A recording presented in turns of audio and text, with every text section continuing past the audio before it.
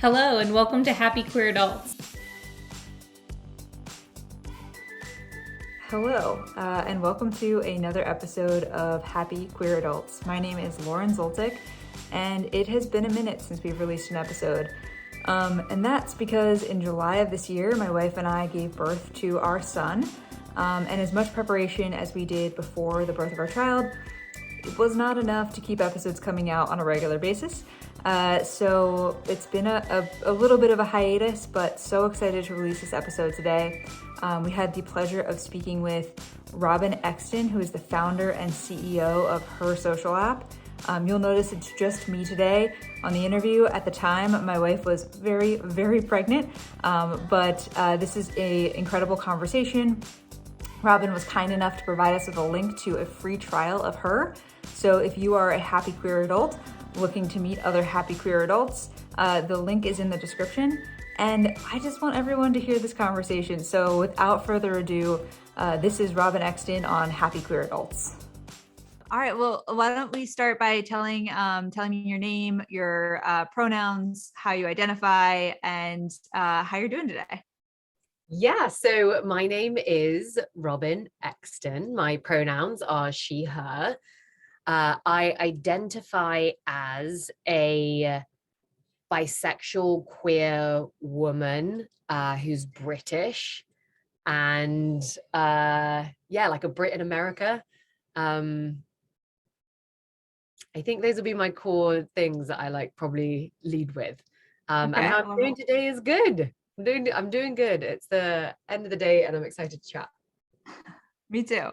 Well, I'd love to hear a little bit about what you do, and two, a little bit about the origin story of how you started your company. Yeah, so I am the CEO and founder of Her. Her is a social, a dating and community platform for queer women, non-binary, trans and gender non-conforming people to meet each other. So what I do is, it changes all the time based on team size, based on business focus at the moment. At the moment, I would say my main role is helping the company connect and scale and grow so we can basically carry on with our mission. Our mission is to connect every queer person on the planet. And the more people we have working on that mission, the greater I think our chances are of doing that. So I spend a lot of time thinking about how we grow as a business and how we grow the team to make that happen. Why that mission? What is it about connecting queer people that motivates you? So the main thing behind that, and that's the vision of the company, is that I want to see the queer community move from a mentality of scarcity to a mentality of abundance, believing in a vision of queer abundance. To me, it's so important. I think about and how the company started. So my experiences of being younger and dating was living thinking that I had met every lesbian and bi woman in London, and if I hadn't already met them, then my friends had already dated them, and there literally weren't enough people to go around. This was it. This was the pool of people. That is all there was going to be. I think that is not true. I know that's not true. I know that there are millions and millions and millions of queer people all across the world. And I think particularly for queer women, when I started the company, and it's still definitely the case, but it felt even more exaggerated before Her and other digital platforms didn't exist, but all these everyone was distributed in these really small pockets and networks. And so I was going to bars and clubs, and therefore I was meeting and seeing the same people because I was going to the same places again and again, and so were these other people. So I was seeing the same faces all the time. But at the same time, there's the people who were going to play football or play hockey or do roller derby, and they were seeing all the same people time and time again. And then there's the people who were lawyers going to the power lesbian networking dinners, and they're seeing the same people again and again. And so everyone's existing in these small micro pockets. And at the time, there just wasn't one space and place that showed all of these like queer people together, the like breadth, the visibility, the like range of people that exist in our space. And even when I first started, there wasn't even like any fame, like there was Ellen and there was KD Lang, and like that was basically it. And like now over the past 9 years, that's changed a lot, but like visibility, representation, knowing that there is abundance and like endless options, I think is so important for like mental freedom, personal freedom, and like making great choices in lives that are great for us. And I think by connecting every person on the planet, that creates that like world of abundance for everyone. That's amazing, because I think even in my wife and my situation, we lived probably like 5 miles from each other our entire life and never met until we met online. Yeah. And I think it's so, even, you know, within the same city, there's so many pockets of people that exist, let alone beyond that. So I love that. Like you go to Pride and you're looking at all these people and you're like, what, where have you been? What's happening? Where were you all the other days of the year? And it's like, you know, we exist, like the scale is so big and we're all just like doing different things, living our own lives in our like own different worlds. And like bringing everyone together has so much impact. You think about like the joy that comes at Pride when you're just walking down the street and you look around and it feels like everyone's queer and you're like, this is amazing. And you want it every day of the year. And that's kind of what I think, like having a platform and having a space to use to meet other people gets a little bit close to doing that. It's not the same feeling as like when you really feel it in person at Pride, but it does get us a little bit closer. Yeah, I recently watched the movie Crush, and that is like a where almost everyone at the high school is queer, and they almost make fun of the token straight couple in the movie. And I was like, where is that high school? I'm like, can I go back 20 years and like go to it? Yeah. We have this like constant like phrase, and we're like, the children will save us. Like it's so different generationally, is like extremely different. Like I'm millennial, I'm 36, like my experience was super different.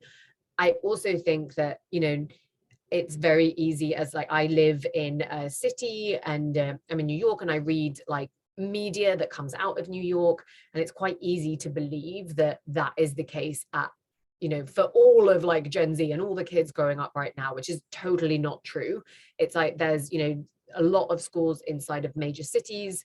You can have that kind of experience and mindset, and also that like there, especially like in America right now, there is still vast numbers of people that are still miles away and like back, not even where the experiences that I had like growing up. So there's like greatness and there's like awfulness happening all at the same time. Yeah, I think now more than ever, it seems like that way. So you said that you used a bit of your experience to sort of find the motivation and mission for her. Have you used any of your own dating experience for the actual user experience of the app? Yeah, a ton. And dating is such an interesting space because everyone has an opinion. Like everyone has a dating experience, and therefore everyone has an opinion about what should happen in dating apps and dating products. Like, you know, I think so many people that I meet are like, you should do this, you should do that, this is awful, this is terrible, because it's so emotional, it's so personal. So I have had a tons of experience. In the early days, it was all driven off of my experiences, because it was like just me and then a couple of people, and it would grow over time. Now I think as I'm older, the majority of our user base is you know, like 60% under 25. So it's just not I'm not the user anymore. And so I think there's like human experiences, like emotional like responses and things that I know well enough about our whole like community and all of our audience, but it's now like so distant to like what my personal experience is. I actually have to, every time if I'm talking to our product designer and I'm giving feedback, I now know well enough to say like, caveat, data point of 1, too old to be really listening to, but like here's my opinions and thoughts about this. So it does, it like there's like some impact and influence, but less so nowadays.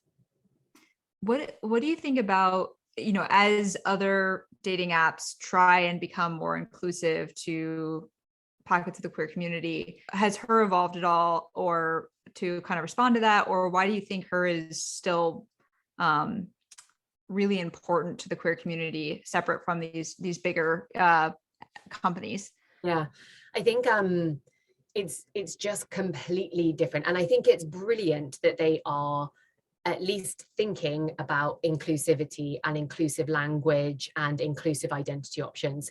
That's fantastic, and I want everyone to do that more and more and more. Frankly, they should have been doing it 5 years ago, 10 years ago. It's a little embarrassing that like last week one of the big brands just released like gender identity options on their profiles, and they like celebrate it as if it's like an achievement, and it's embarrassing. But it is good that they're doing it. It's important that they do it because it's also educational to a lot of people that are also using those platforms. But I think why having a dedicated space and having her is so essential and needed is that it just feels super, super different. Like as a queer person, let's say in New York, you can go into any bar and you can like be on a date and you can have a drink and you can like have a pleasant evening, and it's completely different to going into a queer bar and a queer space and knowing that everyone there is there for the same reasons. Like there's a thing that connects you, there's a reason why you're there, you see queer faces everywhere and you feel like supported and included. It's different to like market to audiences and give a nod for inclusivity to actually designing, crafting and building everything for queer people from like every second sorry, of every day. Yeah, it's I couldn't agree more. And I think there's just this sense of psychological safety that you get by being around like exclusively the queer community, like any part of the queer community, but if you're just entirely around people that are queer and have lived a queer experience, like there's just so much security and safety in that.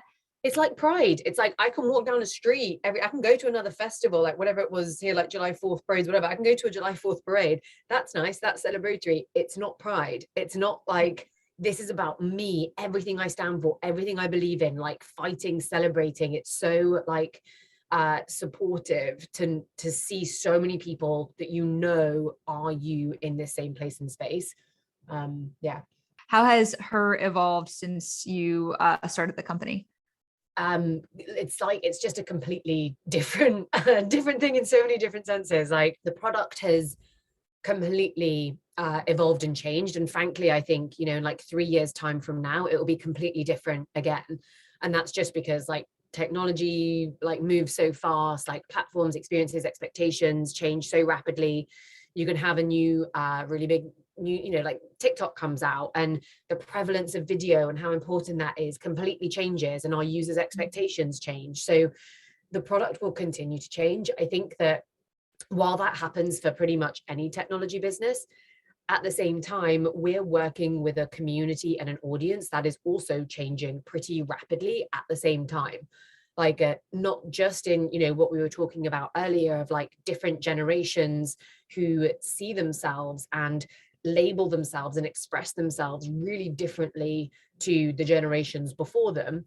But just like the language and the way we think about identity is very different to how it was 10 years ago when I first started thinking and starting to work on this. So we have to just like watch and learn and see how this evolves and change our like app and our like value propositions and our like language as our whole like community evolves. And I think it's pretty freaking awesome. It's been like such an amazing thing to see happen over the 10 years. And at times, you know, God, how many times have you spoken to a straight person who's like, LGBT, oh, so many letters, how do I keep up? Like, literally today, literally happened this morning for me. So and also it's like oh, don't worry, we've got 10 more coming your way soon. And I like I think it is kind of magical. It's like it's just figuring out all these different things that like express who we are as people. And it's kind of like there is no one way to be,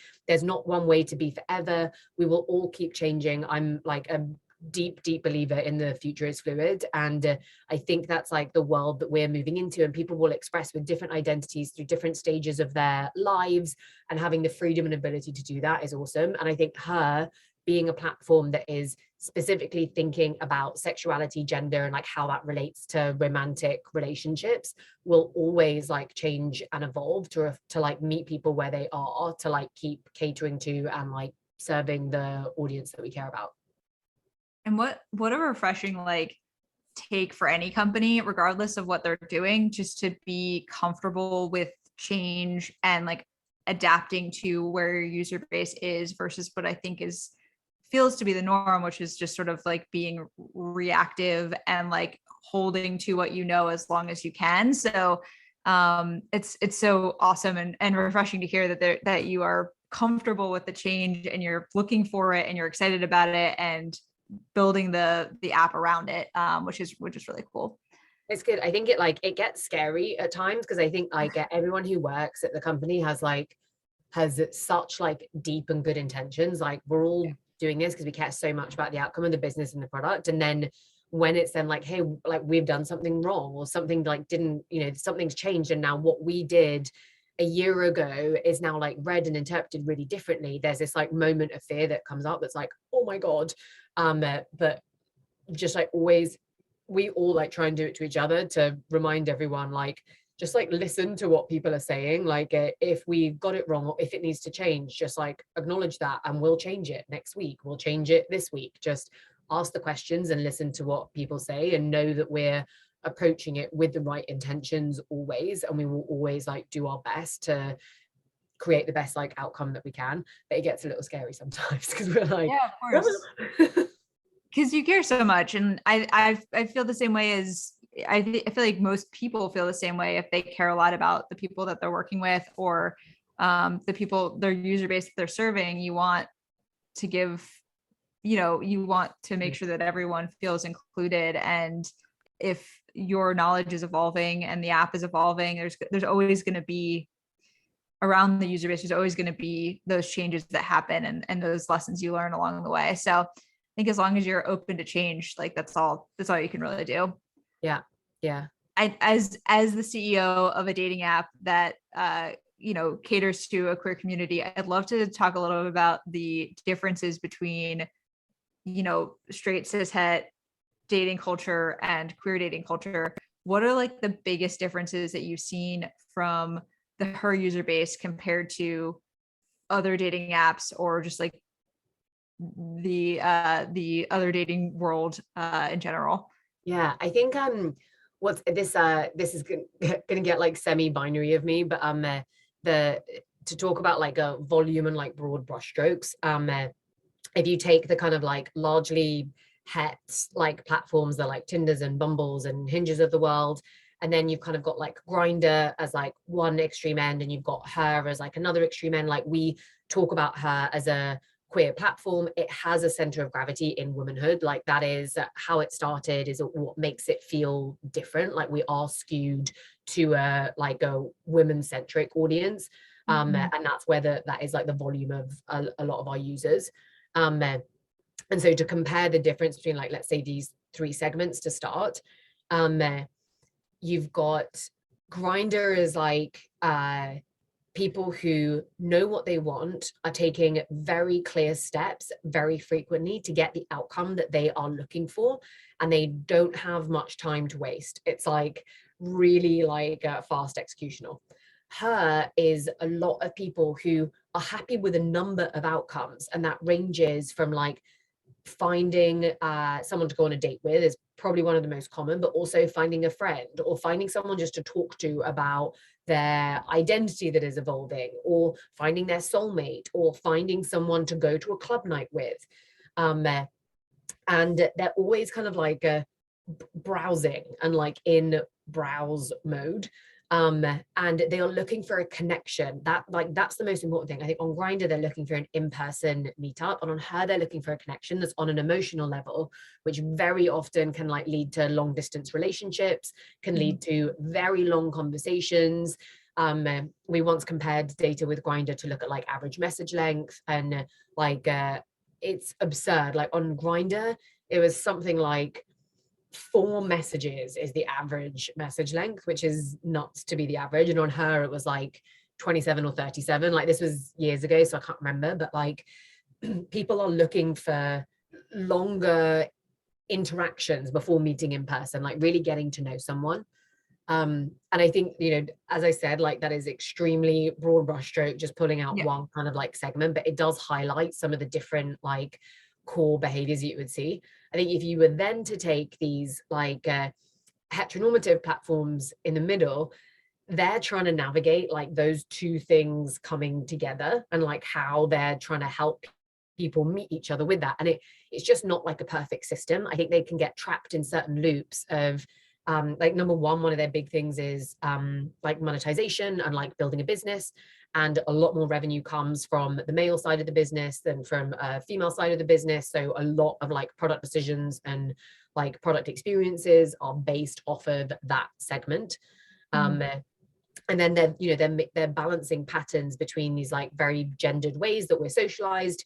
And they then don't often think about people that are outside of those like very traditional patterns that they might want to make a better experience for. So if you have a woman messaging first, how does that impact gay men? How does that impact queer women? How does that impact like a non-binary person with a cis woman? Like, well, what if it's two non-binary people? And what if there's a trans man and a like a, gay man? Like, what are we doing? Like, anyway, all these like different things which people know about, like they're just not like thought through fully. I feel like I know small amounts about those platforms, but actually not as much, just because we don't have that audience on our platform. Yeah. But anyway, those are some of the kind of like 3 areas that I think in the dating pool people like come across and experience. It makes a lot of sense. And I've never thought about it that way of like the Bumbles, Tinders, et cetera, are sort of at this intersection of a mix of what people's intentions are, what they're looking for out of the dating experience. So I recently saw this TikTok, and it's from a creator who is an intersectional feminist dating coach. Did you have a chance to watch it? Okay. Yeah. I'll play it now. What's a scam that's become so normalized that we don't even realize it's a scam anymore? Dating apps. I'm Lily, an intersectional feminist dating coach. I am here to help you create a love life that feels like self-care and that leads to extraordinary love. Let's get into it. Dating apps were created literally like slot machines, starting with the Tinder model, right? Swipe left, swipe right. Their job is to literally get you with a gallon bag full of quarters at the Atlantic City casino, sitting in that chair with your big goal, putting in the quarters one by one, addicted, just waiting until you hit triple cherry. They are a business. They are in this to make money. Their shareholders want to see growth. And so their job is to addict you, right? One of the things about dating apps is they hijack the pleasure center of our brain, so we crave cheaper and cheaper rewards, very similar to McDonald's fries, which are delicious. They have sugar in them, right? So they're not going to fill you up, and you're going to want more. Dating apps do the same thing. They give you enough of the good stuff to keep you coming back, not enough of the good stuff to actually help you find love and get into meaningful connections and conversations. Okay, in 2018, Match.com was sued by the FTC for fraudulent dating app behavior. They were creating bots and luring people into, swindling people into paid app upgrades. This is why paid app upgrades are garbage, and I'll do another video on that. Another thing you have to know about this article in the New York Times and this whole situation is that Match Group is the conglomerate that owns Match.com, Tinder, Hinge, Plenty of Fish, a couple of others, huge heavy hitters. Bumble is one of the only holdouts from acquisition, and that doesn't mean much. I don't love Bumble either. I'll do another video about that. But here's the deal. Match.com, Match Group, is going to make money. This shit is going to continue if you don't know how to get in charge of your dating life right now with all of the agency and main character energy. Another thing that you need to keep in mind is that if you're reaching for a dating app when you are bored and you're looking for a relationship, unintentional effort leads to unintentional results. Intentional effort leads to intentional results.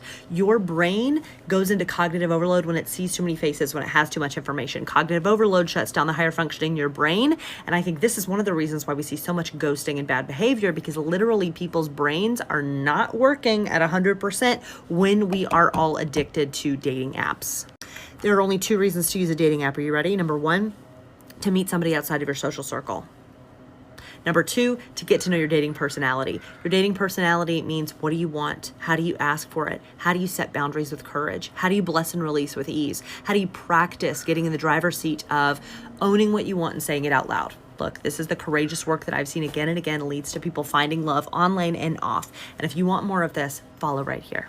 I had a lot of feelings after I watched it. I like saw it, knew I was going to talk to you, and was like, we have to talk to you about this, because it just like, I had a lot of thoughts. But I wanted to ask you what your impression of it was, and what you thought about it. My first thought was, which I just found deeply ironic, because also it's like, yes, we are businesses. Like, that is how we do what we do. Also, side note, so are you. Like, you are literally making this content to make money, because you are talking about dating to make money. So like, let's not pretend that there's like other things happening here. But that I personally don't think it's a bad thing to make money as a business. As I said before, like, we build and scale and grow this business to keep doing what we're doing for more people at a larger scale, and like to a larger extent. Anyone who's like worked at this company, or frankly even used the product, knows that we're not swimming in cash. Like, we are, everything we make goes back into the business, gets grown, like keep scaling to keep doing this and doing this better. So and now, like, it's different perhaps if you're, you know, Tinder and Bumble like do make a bunch of money. They are big businesses. I still personally don't think that's a bad thing. I think that like people are working at these companies, like, yes, to grow a business, but the business is helping people meet people for dating. So that is the outcome that we have to create. I think it's easy to think that everything is designed for like a monetized gaming experience. And like in mobile design, yes, there are some things that are like cued off of that. And there are things that gaming learns that dating uses. There's things that dating learns that wellness apps use. There's things that athletics apps learn, that banking apps, you know, anyway, there's like a product design stuff that exists everywhere. But I think our job is to like help people meet each other. So that was a kind of like very top line. I don't agree that dating apps are like manipulating people to purely make money, and we're a scam because of that. But I think, you know, I think what you flagged and you were talking about it was like actually what dating apps do, which didn't exist as opportunities and options before they even came about. Like, even when I was first like pitching the company, I remember talking about like, if you are a lesbian living in you know, Iowa, to go meet to work out if you're even queer in the first place, aside from like, let's say this was like pre-internet, aside from watching a TV show or like going to the library and reading something, or hearing about something on a radio show, it was incredibly difficult to like explore and figure out your own identity. And then if you were like, I should go to a gay bar to see if this is something real for me, it often means driving for like 6 hours to go to a motel, to spend a night there, to then go to a bar, which is extremely intimidating, let alone if you're like introvert, extrovert, whatever. And you've got this like 3 hours where no one knows you, you don't know what you're doing, to see if you might be able to meet someone. And so, you know, just like the internet as a whole completely changed the existence, opportunities, and life for queer people that never existed before, and continues to do so. Like it's, you know, in the US, and maybe you're in New York City like I am now, and yes, you can walk out the door and, you know, go meet some people, but that's not the case when we're operating in Istanbul, and when we're operating in rural Thailand. Like it's very, very different world out there. So agreed with your thoughts and beliefs that it was quite a narrow perspective. Yeah, and I think it was also, it felt like kind of privileged in the sense that like, one, you know, for a lot of the queer community, or even like any sort of marginalized or underrepresented or smaller community, it can be really difficult to find other people within that same community.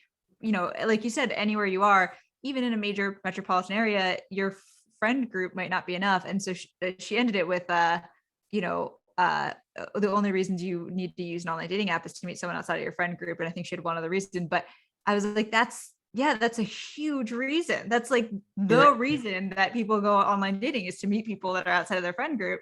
And so I, you know, her general recommendation is like, she's trying to say to people, like, have integrity, like have intention, have authenticity. And I'm like, brilliant. Yeah, please do. That's wonderful.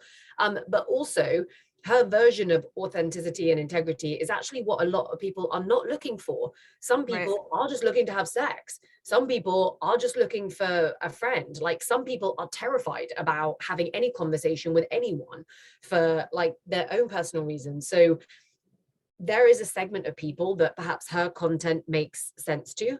And dating apps have those people on their product, but there are also so many other types of people that are looking for different things, and you can use dating apps to like filter by intention and filter by like what everyone's looking for, and you know, help try and find your people. But we're not just catering for like, perhaps long-term marriage might be what she's like getting at and assuming everyone wants, but actually the reality of the world and people is way, way, way beyond the scope of that. Absolutely. No, that's such a good point. So you mentioned this a little earlier around like how like the popularity of TikTok has affected people's desire for video. I'd love to know a little bit more about how social media's evolution over the past like few years, especially during the pandemic, how has that impacted you know, her user base and maybe the app itself? I think even just like the growth and evolution of social networks over the past 9 years is obviously like phenomenally large. Some of the ways that we've thought about it, of how it's affected the product, is people spend so much time on their social platforms and they're producing so much content on those social platforms. I think we've often tried to think, is there a way to make a more like organic, like a more natural like integration between what I post on Instagram and what I can see on a profile, just because it's much better content. Generally, like, profiles are so important in dating products and people hate making them. They don't come back to them very often. They often feel a bit uncomfortable about them. And we've often wondered, like, can we get this really great stuff that they're posting in other places and have it on their profiles? I think people are getting better at thinking about profiles, just because people produce so much more content themselves nowadays. So that was kind of like the first era of how we were thinking about it. There was then the like, and you know, like most apps have like integrations with like Instagram and Spotify, so that you can see that type of stuff. I think that TikTok and video honestly hasn't figured out its footing in dating yet. There is no like large dating product that has video that is core to the experience. And I think that's because one, it's like a little bit generational. There's like, everyone has video, but not necessarily video that like sells themselves. And that's really what dating is. You're kind of like sharing with people a version of yourself that you want them to see, that you want them to like want to talk to you because they see this like content about you. And so people under 26 like have a lot more of that content, but it's also often not designed for dating. It's like designed for a much more like irreverent, like silly, funny, like dancing content. And dancing content isn't great to know if I want to go get a drink with you. You know, it's like it tells me that you're creative, but it doesn't tell me much more. So I think there's still like a whole chapter of stuff to be figured out about how video really like works well with dating. But I think a lot of what happened through the pandemic, at least for us as a platform and business, was like a bunch of ups and downs, just like as the world went through ups and downs of realizing what the pandemic was and the impact that it would have. So we often see almost like, however human sentiment is feeling, we see that reflected in the like volume and usage of the app. So when COVID first started, like, you know, the fear and the panic and the kind of shutdown, even just like mentally, that everyone went into, we saw that on the app, and we saw a big drop in usage, and like people were not up for like socializing and dating and, you know, having any kind of conversations because everyone was scared. And then as it settled in for a bit more, and, you know, month 3, people are realizing we're going to be on month 2, people are realizing we're going to be here for a while, and they're Zooming with everyone every like evening and creating like, you know, new online connections that they weren't making before with aunts and uncles that they've never spoken to on Zoom. We then started to see this like big increase in people using the product. And I think there was then a lot of people who had like stopped using her that then came back to use her because they wanted to connect with community that they wouldn't be able to in any other way. And people who had often said like online dating isn't for me, I'm more of the like in-person person, which I totally get. But in the pandemic, that just wasn't an option. And so it, you know, brought a new set of people to use her that hadn't come across it before. So it opened up, I think, meeting people online to whole different segments of people that hadn't used it for a while. And now it's been interesting to see as people go back to meeting up in person, we're just like watching what happens to see if this changes like the number of people that are still using it, or if we just like reached whole new audiences that are just now interested in and excited about her. I was going to ask you about how the pandemic affected the user base, because I imagine it was kind of crazy to see that roller coaster happen. One of my favorite types of TikTok accounts that I've discovered over the past couple of years is the ones that review dating profiles of almost exclusively like cis het men, and like kind of, you know, no offense to them, I guess a little offense to them, but like just they're awful, and you know they're usually just a mess for a number of different reasons. But what like tips, advice would you have to someone who is creating a dating profile right now, regardless of sort of like what their intentions are? It's hard. It's like scary writing a profile. It's like being self-reflective. And then I know when I do it for myself, I'm then like super paranoid that I either sound arrogant or I sound boring or like too cliche, and like, you know, overthink it to the nth degree. I think that when making a profile, things that are important is number one, your profile picture is really important. It's just like the way our brains work, the way people interact with profiles, it's super driven by imagery. And so that lead profile picture does have a really big impact. Something that's awesome about her is that our users want more than just the picture. So if you were to look at Tinder or Bumble, like especially coming from cishet men, most of their decisions get made on that profile picture. They just swipe left or right just for that. They don't expand the profile. Our users, vast majority, will always expand the profile if they're interested, but that decision comes when they see your picture. So getting a good picture, and like for me, because I'm not as comfortable with it, I'm just like older, but like when I get my hair cut, like making time to take a picture after my hair has been done when it looks its best, like that's the time to do it. Find the good lighting, get a good picture, like put it in your favorites, know that you can like use it and add it and come back to it later. And then just like actually spending the time to write your bio and write the text has so much of a positive impact. And I tend to think about, even just like thinking about the small things that I did during the week that has just happened. It doesn't have to be the perfect representation of you that totally encapsulates you. Honestly, all this stuff is important for is enough for someone to like start a conversation with you. Like if they read that you're interested in like Star Wars and origami and kayaking, like great, you sound like an individual with interests, and that is just exciting to me as someone who likes tea and classical concerts and this show on Netflix. Like, you know, all these things just like give you things to talk about. There might be some things that someone gets put off by because you're saying you like to eat your toenails. And if that's the case, you were never meant to be together. And that is like a-okay, but just like give people things to riff off of, to like start the conversation. Don't go too over the top. Like if you put loads on there, it looks a bit intense. So like small amounts of like snippets of information that make people want to talk to you. You know, in a performance marketing world, which you know, because you work in performance marketing, it's like, what gets the click through? Like, what is something that makes a person read this thing about you and want to know more and want to like say yes to just like ask you that bit more? Yeah, 100%. One of my favorite pastimes with some of my friends is to like review their dating profiles. And like sometimes when you're just doing it yourself, you don't see it from the other person's perspective because you're too close to it.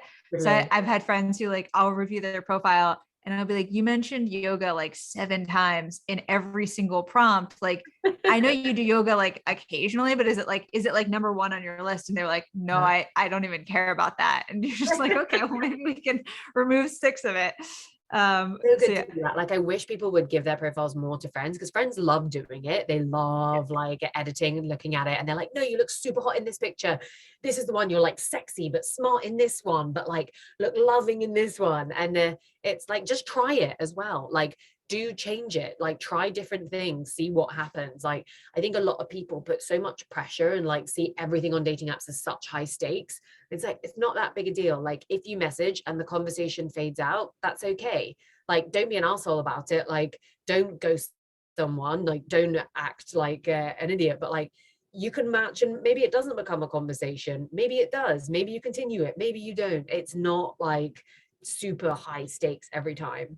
In an interview we did with one of my coworkers, Talia, they're saying that particularly on queer dating apps, she often matches with people, and then like the conversations, like less so than on other dating apps, like they just don't start right away because people are just like waiting for the other person. Have you noticed that, or have you adapted her at all to sort of help initiate conversations? Yeah, it's a super big thing. And I think it's because there's like if you think about the matches that you get on dating apps, there's like some people that for whatever reason you're super excited about them. Like, it's just like they tick some boxes that like really are what you're looking for.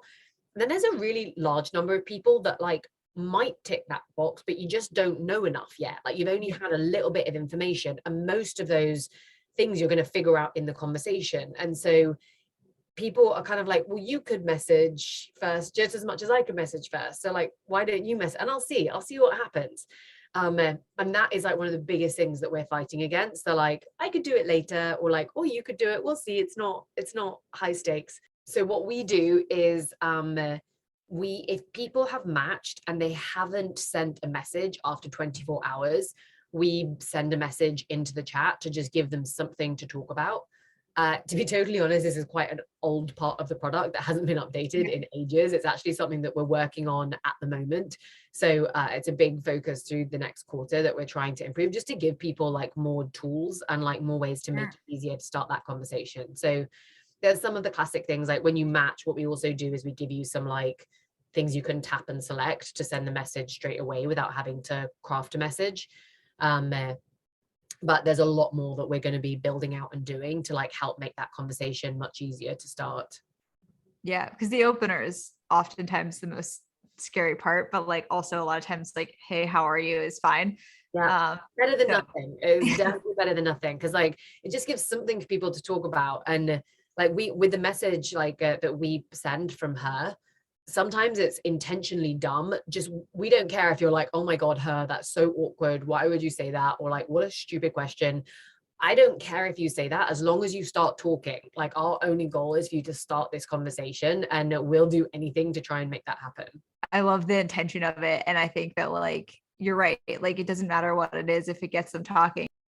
We talked a little bit about the mission of the company and how much everyone at Her really cares about the queer community and the app itself. And I'm curious, as the CEO of a company that employs predominantly or maybe exclusively queer people, what is that like? Like, I work at a company that has like a queer resource group, and it's amazing, and I love that like part of it, but I can't even really wrap my head around just working with queer people. Like, what is that experience like? Do you know, I've been doing it for so long, I get reminded of it when people join and they then like share what that feeling is like.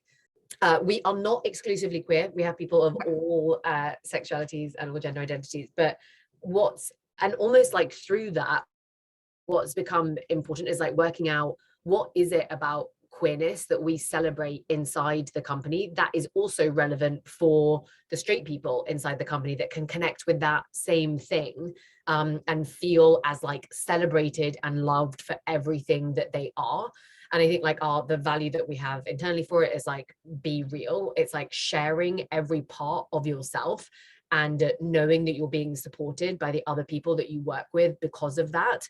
has a really like big impact. And there's a lot of people who join that it takes time to adjust to being in this environment, because people are so used to like filtering and shielding parts of themselves, or like, being selective with how and when they can share that, and like what's the appropriate volume of that to share with other people, to then come into an environment where we're gonna like thrive off of every like detail and part that you give us. And I think we do center so much on queerness. It's the thing that we like shout out and celebrate the most, and like recognize in other people.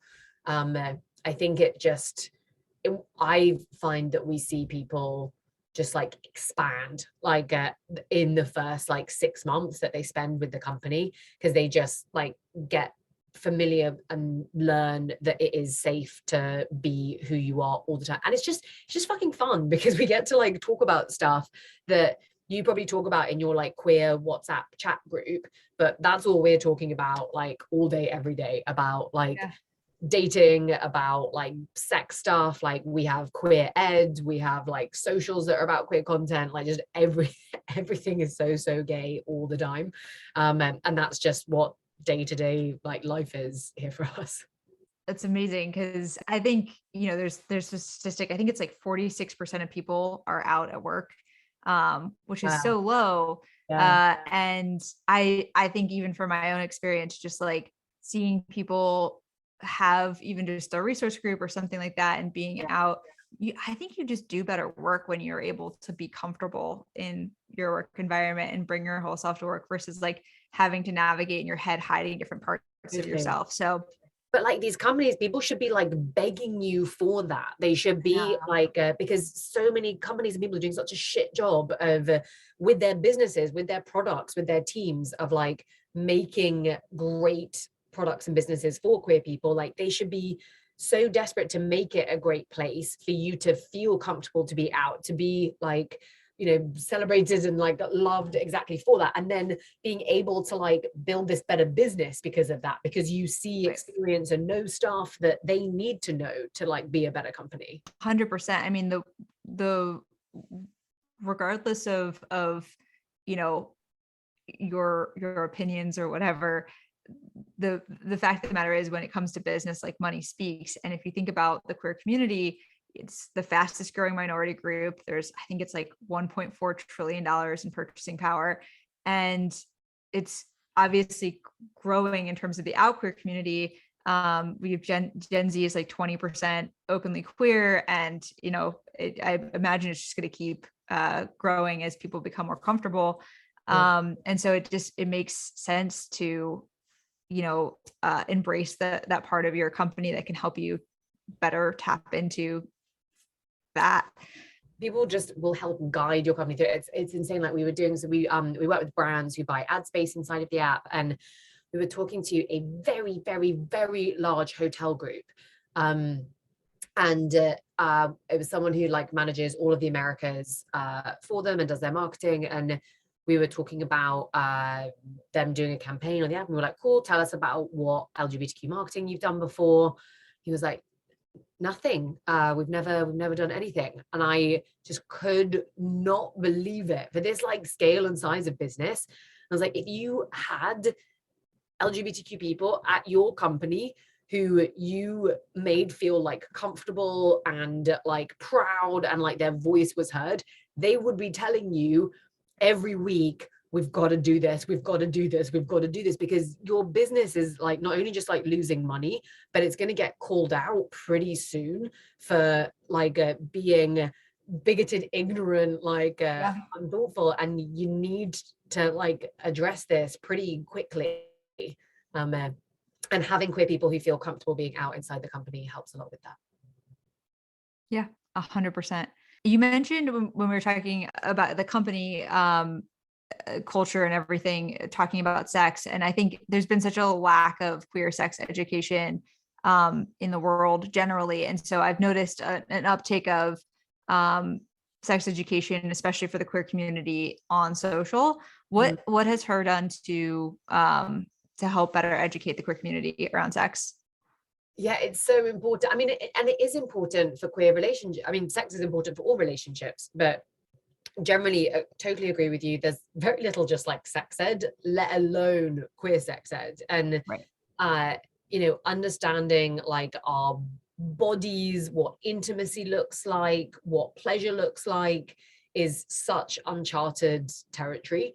And it's so connective and so important for relationships. We ended up like exploring this a bunch, particularly through the pandemic. We ended up hosting loads of online events that were almost just like Q&As with different sex therapists and different like experts in different types of relationships and different forms of intimacy. And it was just super fun, super educational. Like every single one was like learning so much. I think it's something really important that we want to actually think about plugging in more inside of the app, because people are forging relationships where sex is often, and even outside of just like sex, just like intimacy, like whatever kind of intimacy you're building, having like resources and guidance on how to approach that well for you. Like, first of all, how to figure out what you want, second of all, how to communicate that, and third of all, how to like hopefully have a great experience while doing it.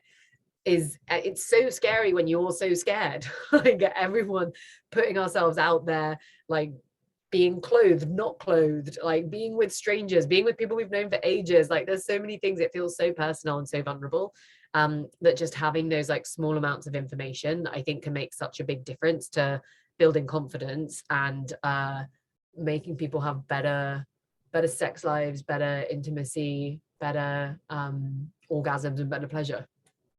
Yeah. No, that's amazing. I think it's such a good, I'm so excited to see so many like of these social handles that are exclusive. Like there's a huge rise in popularity around like sex therapy and like things like that. And it's so exciting to see, because I think it's obviously, even for like cis het community too, like I think it's just such a lack of education. And so it's around really like women's bodies and women's sex, let alone trans bodies, which like still has not been like not the tip of the iceberg isn't even visible yet, frankly. There is like so much that is still uncovered there. I think that the like mainstream media world has like just about started cottoning on to like women's bodies, and like what women's brains might want during sex is different to everything written about sex in the past, because it was all written by cis straight men who were talking about like their orgasms, their brains, their like versions of pleasure.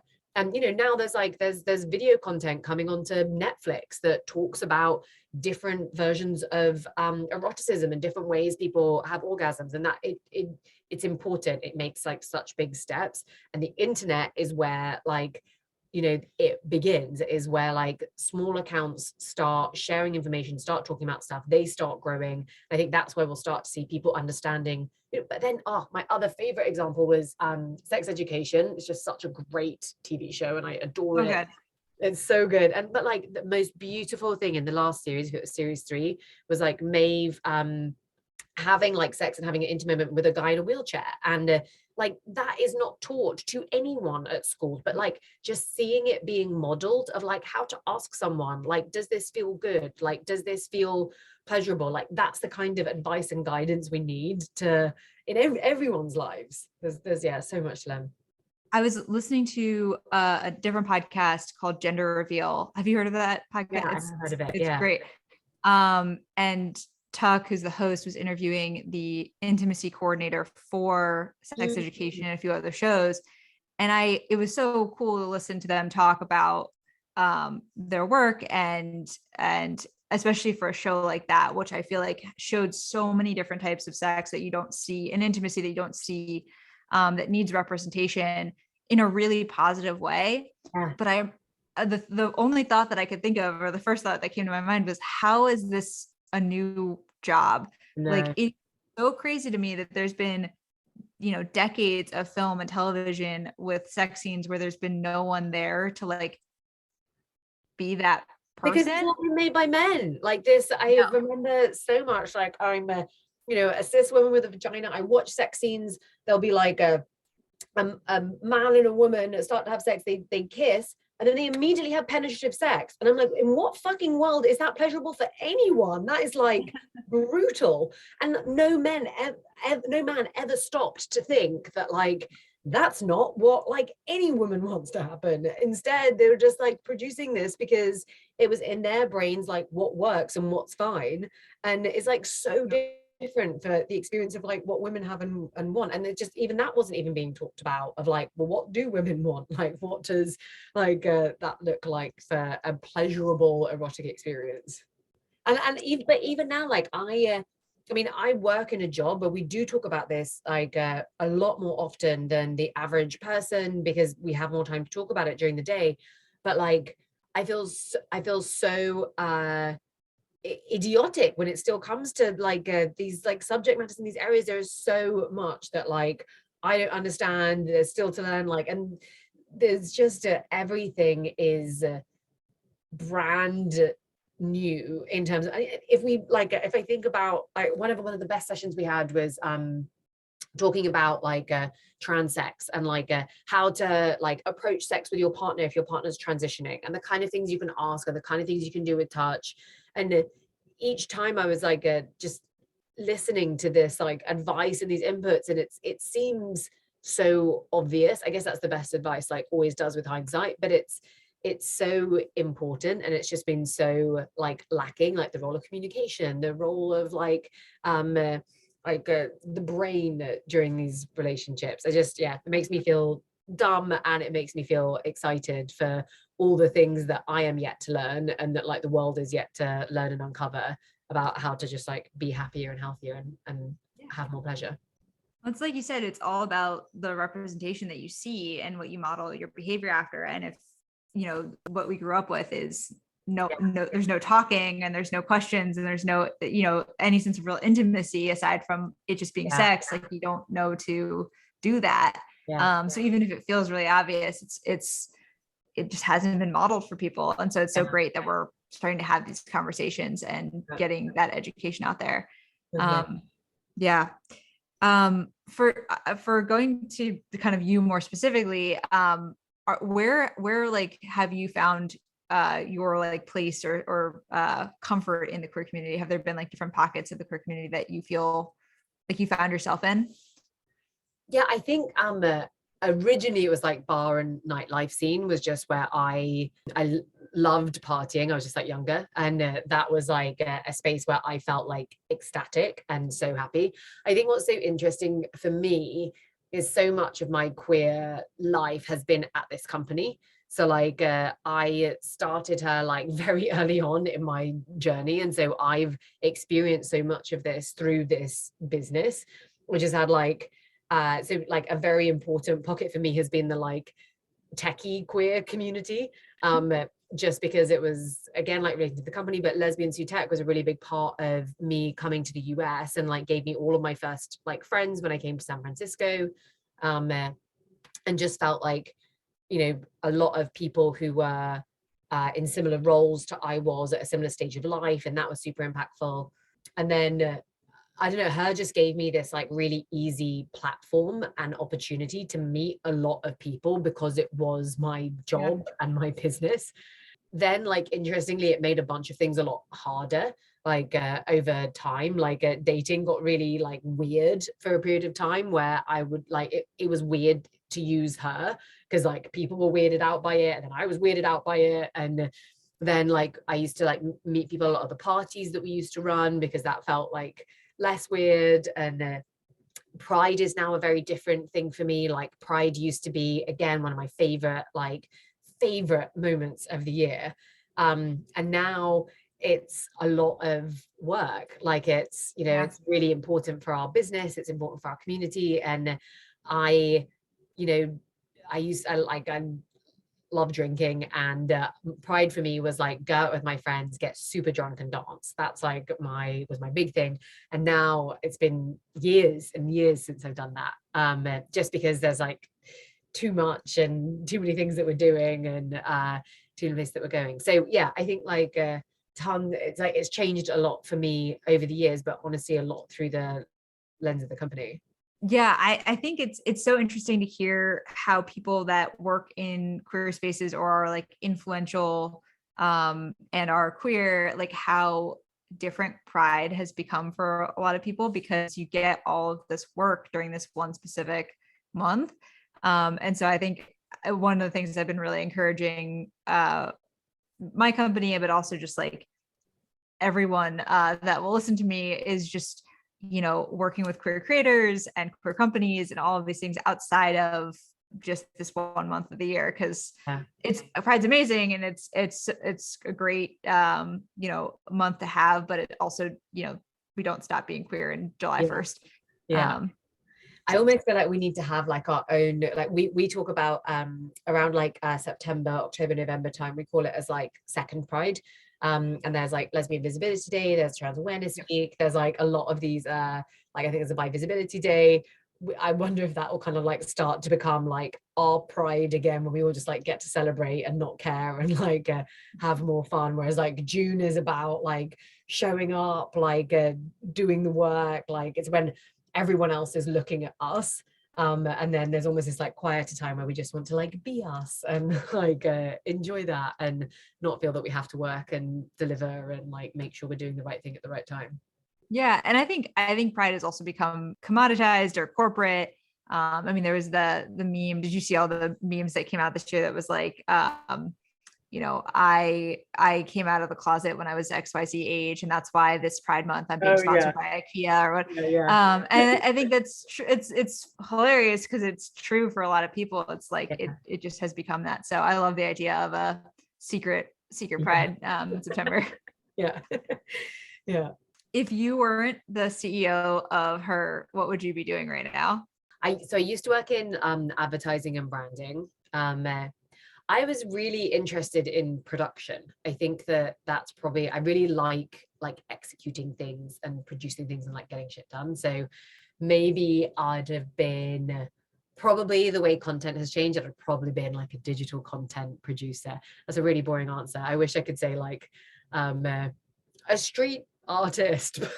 Like, that was probably the path that I was on and that I'd probably have ended up going back to. Are you happy with where you are?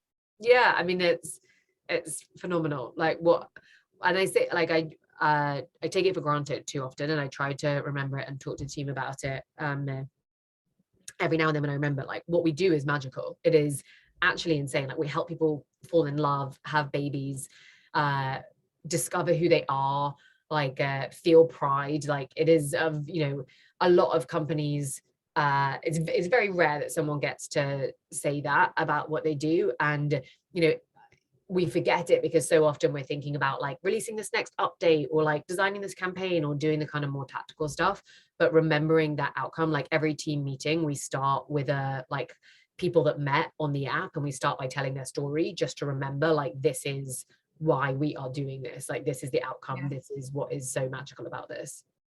Yeah, I mean it is incredible. I think like, you know, one of the things I was reading recently that made me really happy is, and in my experience I've felt this too, is you know, growing up I was mostly friends with people that are straight and cis, and I didn't have a broader queer community around me.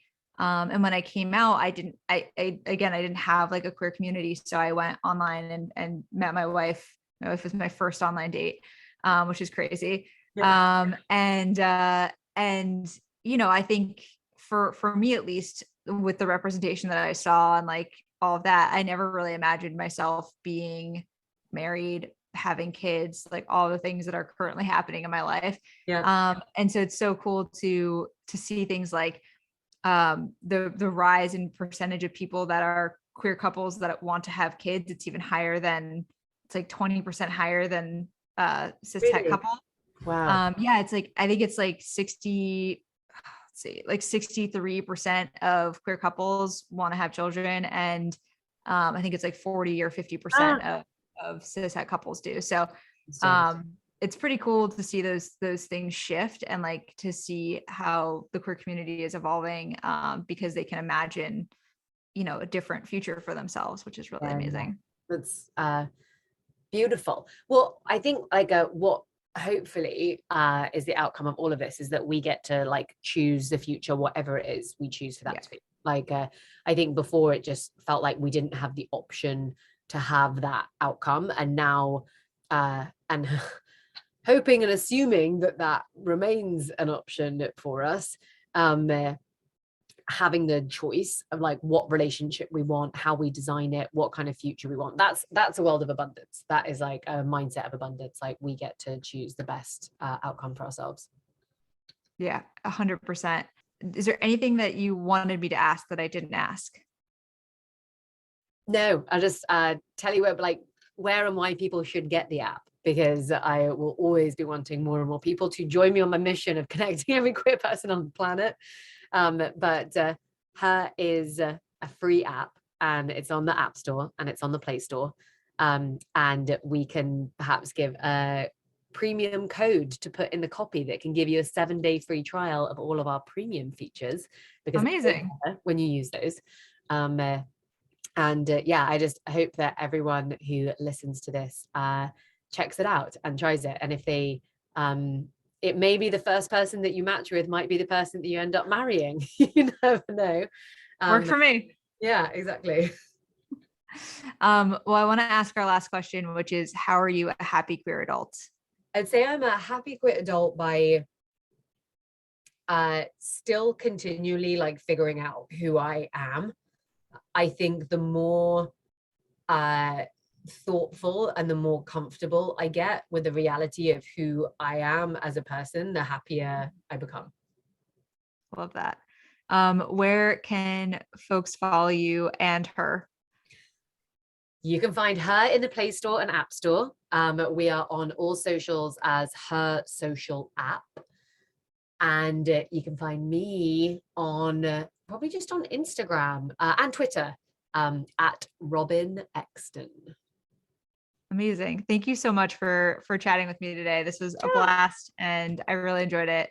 Thank you. Thank you so much for listening to this episode of Happy Queer Adults. Our music is by Kevin Burke at Kevin Burke Music, and our artwork is by Mike O'Brien at Red Table Press. We are releasing new episodes the first Wednesday of each month. If you have an LGBT Q&A for us, please submit them to happyqueeradults@gmail.com or send us a DM on Instagram. You can find us at happyqueeradults.com or at happyqueeradults on Instagram and TikTok, and happyqueerpod on Twitter. You can watch full episodes of our show on YouTube, as well as listen on Spotify and Apple Podcasts. If you liked what you heard and want more content from us, please leave a 5-star review. Again, thank you so much for listening, and have a very happy, very queer day.